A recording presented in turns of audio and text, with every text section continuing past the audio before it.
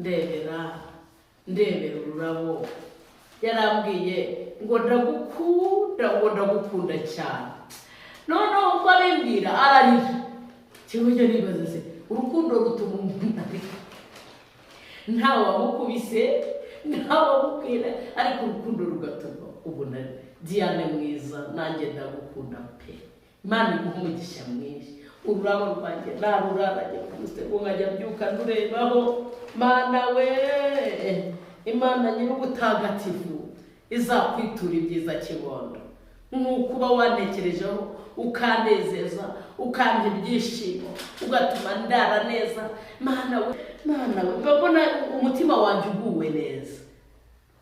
Ibi rero ibi nibyo bita urukundo kuko sindi mu myaka imwe nawe ntabwo tumeze wenda avuga ko ni iby'urubyiruko n'iby'uko duhuje statut n'iby'uko oya nta urukundo ubundi nta kintu ruhishingiraho mu gihe uzabona ko ukunda umuntu kubera ko muri kategori imwe ntabwo ari urukundo. Muraho nanone ndabasuhuje mu izina rya Yesu Kristo umwami wacu. Hari indirimbo twagiraga ivuga ngo indamukanyo yacu bene data amahoro y'Imana abe muri mwe. Niko iyo korasi yavugaga yaravuga amahoro y'Imana nabe muri mwe indamukanyo yacu bene data amahoro y'Imana nabe muri mwe. Ntabwo meze neza mu ijwi narwaye gripe ariko kandi biragenda neza ndifuza kubasuhuza Imana ibahe umugisha. Nitwa Bwira Yesu. Naratangaye ejo ku itariki 3 z'ukwa munani ku cyumweru nimugoroba nko mu masaa 2-3 z'umugoroba nahuye n'abantu muri supermarket baruha batari kuyusu wa mudamu uririmba indirimbo zo mu gitabo.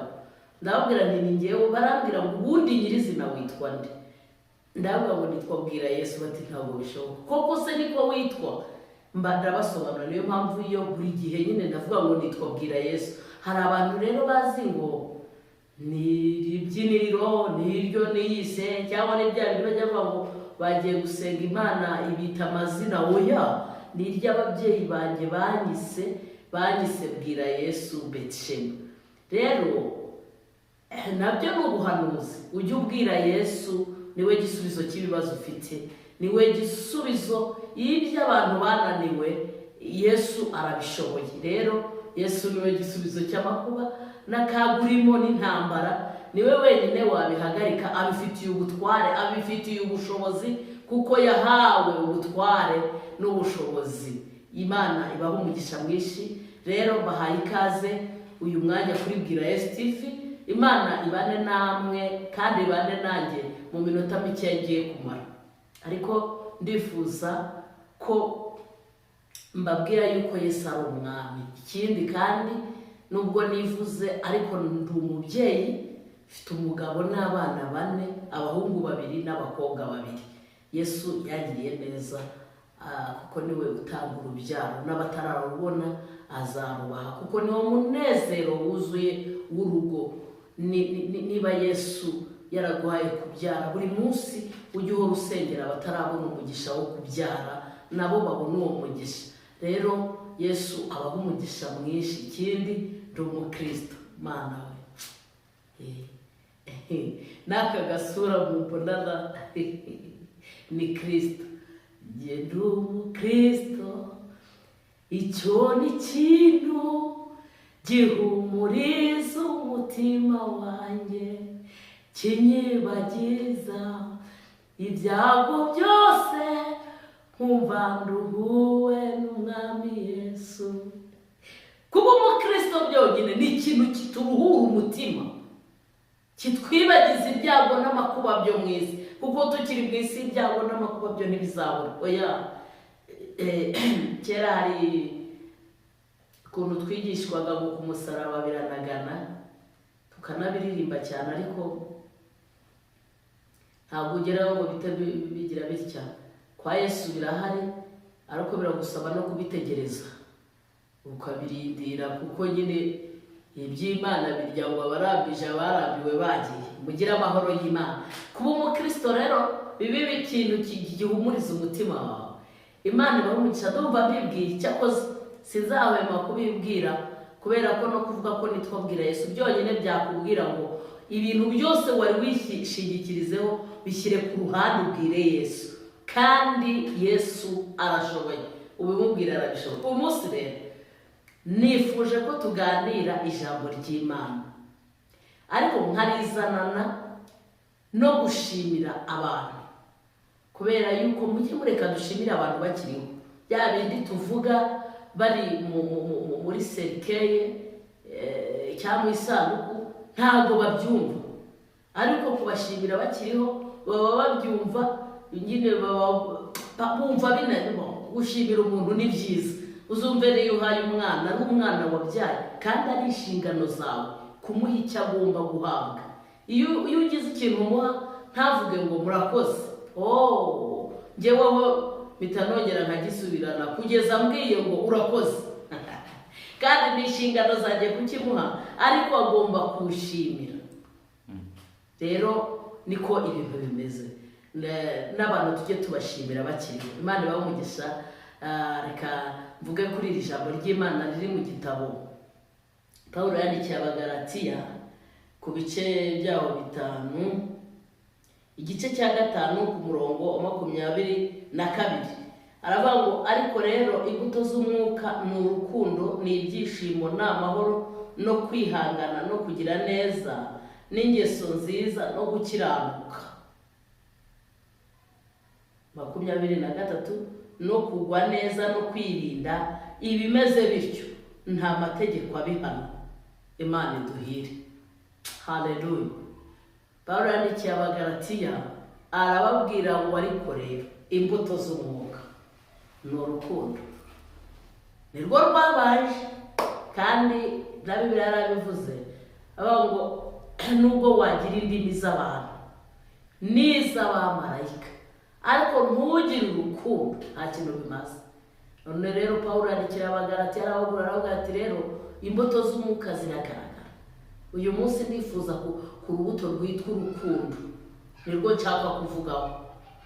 Yewe hari agakorasi twajyaga turirimba karavuga ngo urukundo urukundo ni imbuto y'umwuka. Uzarebe urukundo ni ikintu rurakorwa, ntiruvugwa ubundi. Urukundo ni ibikorwa. Urukundo egari ibikorwa. Urukundo ni imbuto y'umwuka. Ushatse washyiraho n'ibigi kwihangana ni imbuto y'umwuka.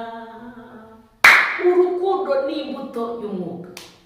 Nawe uzareba ikintu ukora, kwihangana byo urabyikorera, ukihangana ubwawe nyine, ukumva urihanganye nyine, kubera ko hari ibintu ubona udafite uko wabikora, ariko ukabyihanganiramo. Ibyo ni igikorwa cyawe bwite, kumva kwihangana.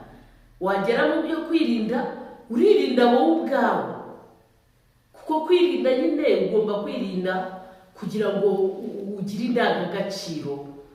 Kuba wirinda ni ibintu mbese ni wowe byikorera ubwawe, ariko urukundo urukorera abandi, urukundo uruha abandi, urukundo urusangira. Nabonye ikintu kiryoha, urukundo ruraryoha pe.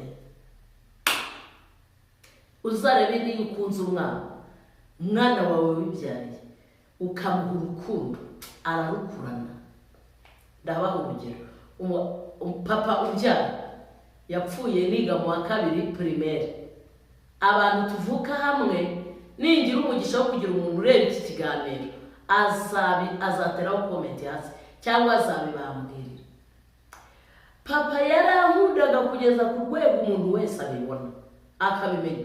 Rwa rukundo yampaye nubwo yapfuye nkiri muto mu wa 2 primaire, urumva n'umwana ubutari wafatika, ariko urukundo yampaye n'ubu ndacyarwumva. Niyo mpamvu abantu benshi baba babona ngo ndi umutesi, ngo banatese ariko ni urukundo papa yamaye urukundo pe ndarugotomera numva nguwe neza ndarugotomera numva ndanyuzwe ndarugotomera numva ndishimye yombe urukundo we ukomeze ubukire mu mahoro ariko yamaye urukundo yuyanganirizaga mawe yaragendaga akajima akambwira sindagukunda mukobwa wanjye narifite amazina yagise menshi ntavugira ahangaha ariko abantu bamwe bayazi bwira Yesu Betsheba Marie Claire Mazi yateke mwere bas iyo ukunda umuntu ugira n'udusingizo n'utubyino umuha utubyinira ukuntu nyine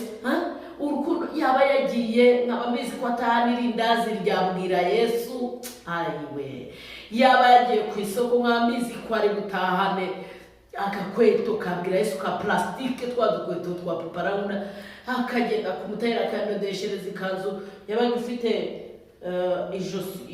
ijosi rifite ikintu naro bayitaga paparanguna wakwiruka kikajya kigupfuka mu maso urukundo nyine ndarugotomera niyo mpamvu n'ubu yumbwiye ko nkunda mba numva biryoheye nyine ndabikunda pe nkunda urukundo hari abantu bo bamaze kumenya so icyo nashatse kuvuga rero ni iki nshatse kuvuga ko urukundo rukorera kandi urukundo ni rwiza pe nawe Imana yaradukunze yarambwiye ngo kubera urukundo Imana yakunze abari mu isi ngo byatumye itanga umwana wayo w'ikinege umwe kugira ngo umwizera wese atarimbuka ahubwo ahabwe ubugingo buhoraho. Haleluya. Urukundo ni imbuto y'umwuka.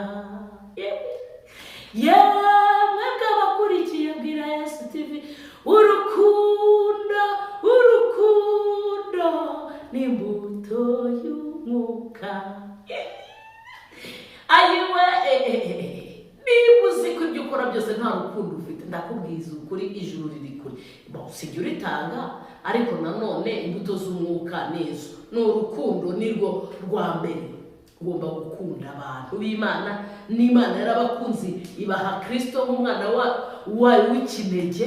Rero nawe ukwiye gukunda abantu b'Imana. Njyewe rero ibyo bintu abantu tuziranye barabizi, nkunda abantu. Ibyo nibyo bintu bimfasha iyo ndeba abantu mba numva ari byiza.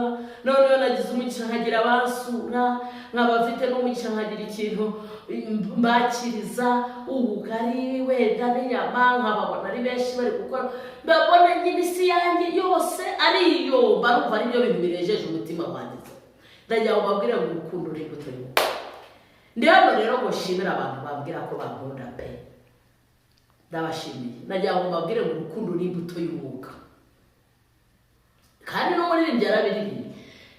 Yaravuze, mu gihe ubona ko utagifite urukundo, menya yuko uwo mwuka yabonye kuyoborwa n'umubiri wawe gusa utigaruka.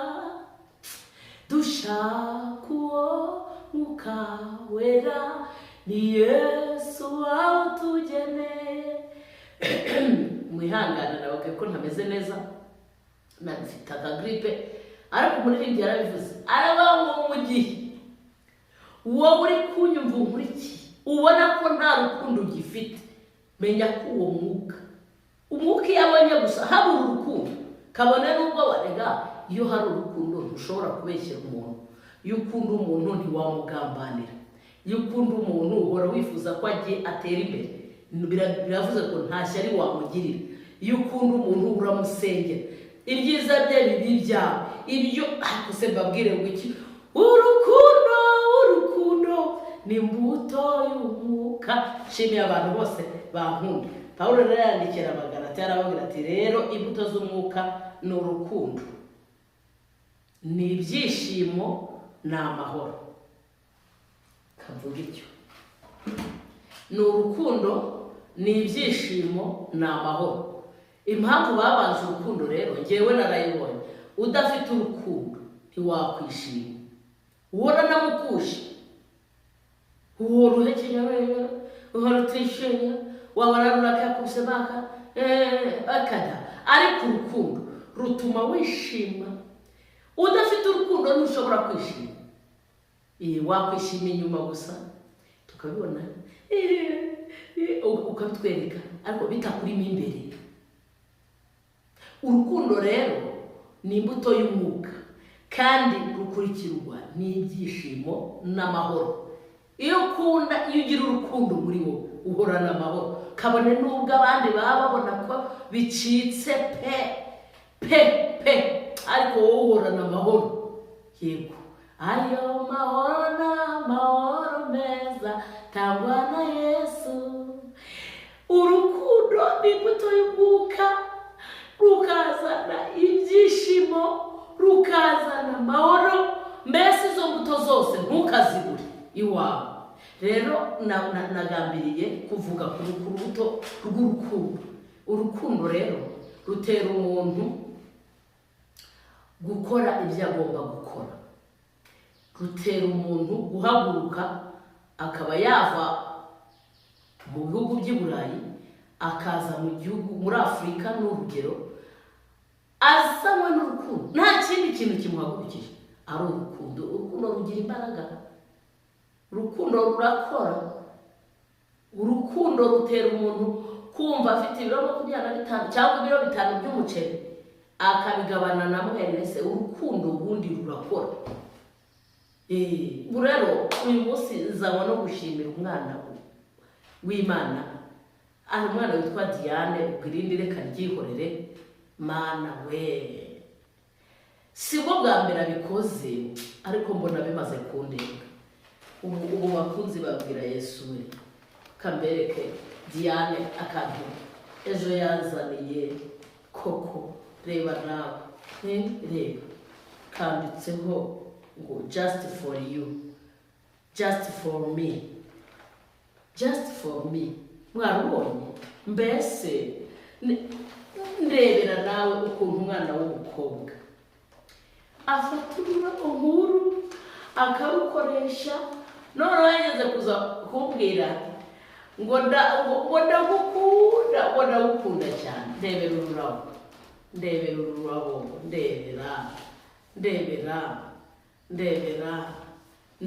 ururabo. Yarambwiye ngo ndagukunda cyane. None uko abimbwira ararira. Cyangwa nibaza se urukundo rutuma umuntu arira. Ntawe wamukubise, ntawe wamubwira, ariko urukundo rugatuma ubona Diane mwiza. Nanjye ndagukunda pe. Imana iguha umugisha mwinshi. Ururabo rwanjye naruraranye kuse ngo nkajya byuka ndurebaho. Mana we, Imana nyir'ubutagatifu izakwitura ibyiza kibondo. Nukuba wanekerejeho ukanezeza, ukanda ibyishimo, ugatuma ndara neza. Mana we, babona umutima wanjye uguwe neza. Ibi rero, ibi nibyo bita urukundo. Kuko sindi mu myaka imwe nawe, ntabwo tumeze wenda avuga ngo ni iby'urubyiruko, ni iby'uko duhuje statut, iby'uko oya. Nta urukundo ubundi nta kintu ruhishingiraho. Mu gihe uzabona ko ukunda umuntu kubera ko muri kategori imwe, ntabwo ari urukundo, nagaharara. Munsi yabaye muri kategori itari imwe n'iyawe, ntabwo bizagenda neza. Rwose ururabo rwawe umva, buri muntu wese unkunda asabire Diane umugisha. Ntari rwose Uwiteka warurabo we rutera Imana gukora. Imana we ubure dosiye ya Diane kubera yuko nawe yakoreye Imana kandi yakoze pe. Yawe data we, bakunze ibinda bawe, abazi bazikorerwa we, mwarubonye. Ayiwe kabedushiza naraye nurebaho, nirebera ku rurabo rwanjye nkajya numva ndi guhumeka neza, ndi gusinzira neza. Nuko urukundo nyine iyo weretse umuntu urukundo ararwumva kandi rukamunyura.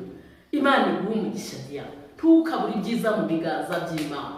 Munsi wageze mu makuba ko turacyari neza, Imana igizirikana ko watumye nishima, wateye umutima wanjye kugubwa neza. Naye ndi kubabwira rero urukundo ni imbuto y'umwuka, kandi ni igikorwa ukora ukagikorera abandi kikabyara umusaruro.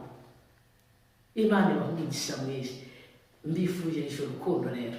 Abakunzi babwira Yesu mukunde, kandi ejo twize ijambo rivuga ngo ntimuyobe Imana ntinegurizwe izuru. Icyo biba nicyo usarura. Ubu Diane yure azajya asarura urukundo kuko nawe abiba urukundo, kandi niba ari ikintu kiryoha ni urukundo. Muzarubibe, muzareba ukuntu muzasarura ndetse cyane. Njyewe ndikumva mbabwiye ngo urukundo ni imbuto y'umwuka. Mushaka urukundo, ibindi byose bizisa. Iyo ukunda umuntu umwifuriza promosiyo, kandi muri promosiyo ye hari igihe hari igisubizo cyawe, kuko ashobora kuba promoted ahantu mu kigo runaka, akazakuzamura akakubera esikariye igukandagiza mu kazi. Niko ibintu bimeze, akakubera urwego. Rero urukundo ndifuza ko abakunzi banjye turugira impamba, kuko urukundo niyo mbuto y'umwuka, niyo mbuto ubiba ukayibibira abandi nabo bakishima. Naho iyo byishimo ni ibyawe nyine wishimye sava, ariko urukundo weretse umuntu urukundo. Ari nko mu bitaro, urugero ari nko mu bitaro, ararembye, ararwaye, ntafite umuntu umugera, iyo umugemuriye ibyo bintu ntibyibagirana mu maso y'Imana, ariko nawe ntabyibagirwa. Kuko urugero ubuse nakwibagirwa umuntu wangaguriye inshoje, oya wenda nabyirengagiza kuko ndi umuntu, ariko sinamwibagirwa. Ibyo bivuze iki rero? Bivuze ko urukundo ni igikorwa ukorera abandi, nabo bakagira ibyishimo, kandi kikazakugarukira. Ni kugira ngo mbabwire ngo nta muntu biba urukundo ngo asarure urwango, ntibiba. Iyo ubibye urukundo usarura urukundo, kandi urukundo ni ikintu kiryoshye. Mana Nyagasani, yewe data we, mushaka amahoro n'umugisha n'ibyishimo, mukunde abantu b'Imana. Wivuga ngo abantu ni babi, abantu bo kuribwira Yesu TV, sishaka ko muzajya muri bya bigari by'abantu bavuga ngo abantu ni babi. Oya, niba umuntu umwe yarakubereye mubi, abandi 99 bazakubera mwiza. Kandi nuko tukiri mwiza rwose. Abantu n'ab'Imana niba yabaremeye, mukunda abantu, dukunda abantu, tubaho urukundo bakiriho. Ubu Diane wanjye cyane we kagira Imana, nunazana ururabo napfuye, kubera ko ntabwo tuzahoraho. Tuzataha, tuzataha, abera tuzataha, yemwe tuzataha, kandi kabera ngo dutinye urupfu. Oya ujye urupfu ntabwo turutinya, kuko aho tujya ni heza. Aho tujya ni heza kuruta aho tuva. Ubu rero Diane umunsi yazanye ururabo gushyira kuri serikeye yanjye cyangwa kumva yanjye, ruzaba rufite meaning, kuko nyine ariho yamaye ururabo. Ariko Diane ushaka uzanarwihore kuri serikeye, rwose nzaba nkubona ngo gushimire ngo runtere n'ibyishimo nk'ibyo mfite. Ariko ahangaha ubu ndarureba, kazajya no kurushyira mu mazi rutangirika vuba. Rero Imana ibaha umugisha. Tubwire abantu ko tubakunda, dore isi yatubabaje. Tubwire abantu ko tubakunda, tubakorera ibikorwa by'urukundo. Ufite umumama umwe yari atuye mu Gatega icyo gihe, mu karere ka Kicukiro, birumvikana.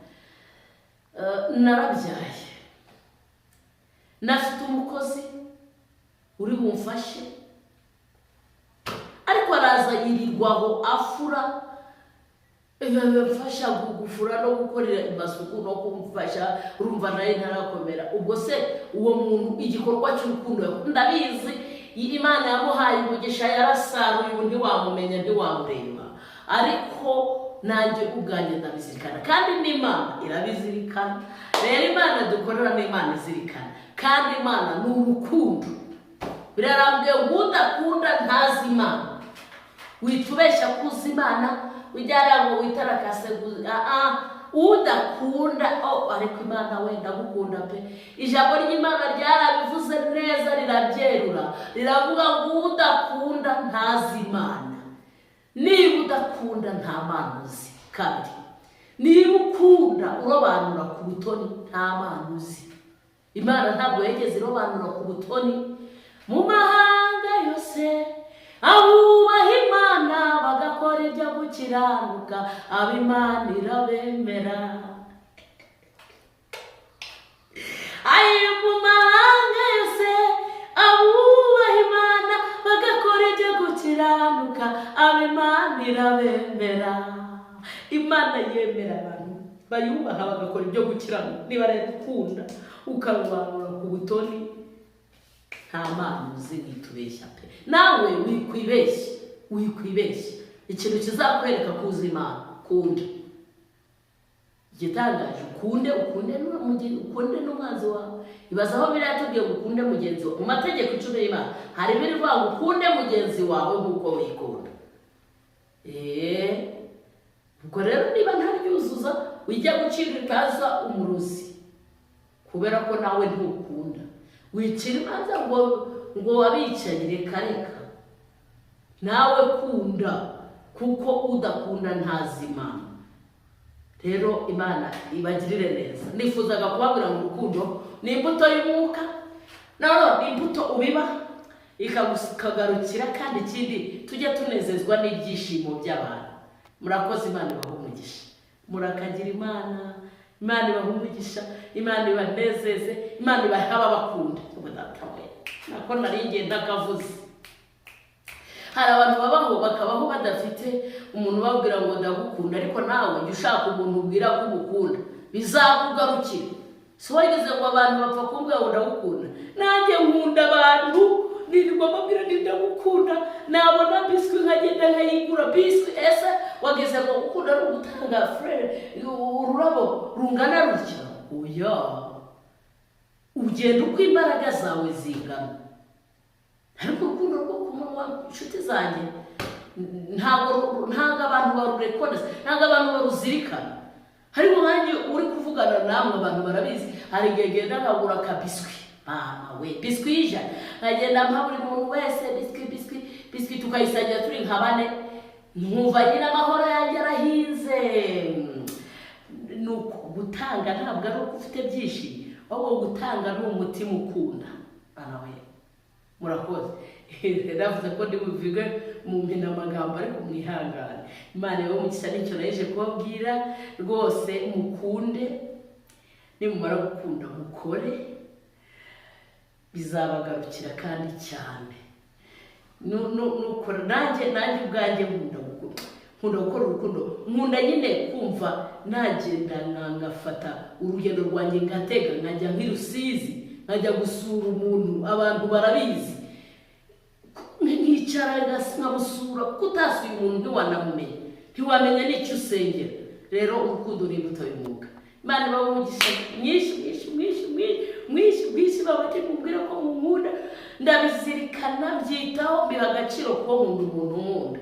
Rero Imana ibahe umugisha. Urukundo rutuma nishima, rutuma ngubwa neza, rutuma ngira amahoro yanjye menshi. Mugire umugisha w'Imana, kandi turabakunda. Yesu wacu akaturusha. Mushaka ubushuti kuri we, mumukunde. Yesu iyo umukunze nawe arakugabira. Naratanga Bibiliya yarambwiye ngo umuntu ukunda Imana niwe umenywa nayo. Se mwari muzi ibyo ndi kuvuga ko ari ukuri? Hari verse biblique zibigaragaza.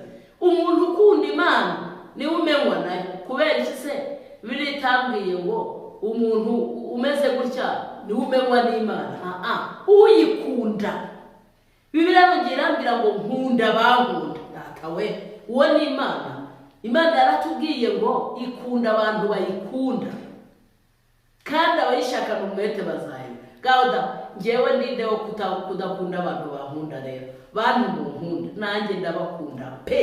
Urukundo rwogere hose, turusangiza abana bacu, turusangiza abatugana bose, turusangiza kandi bahaye ikaze muzajye muza no kunsura, nabyo ndabikunda cyane, bingwa neza mu mutima wanjye amahoro. Nanaboneraho no gushimira amafamiye aherutse kuza kunsura. Imana ibahe umugisha mwinshi, nabyo ndabizirikana. Imana ibarinde kandi ibanezeze mu izina rya Yesu, amen, amen.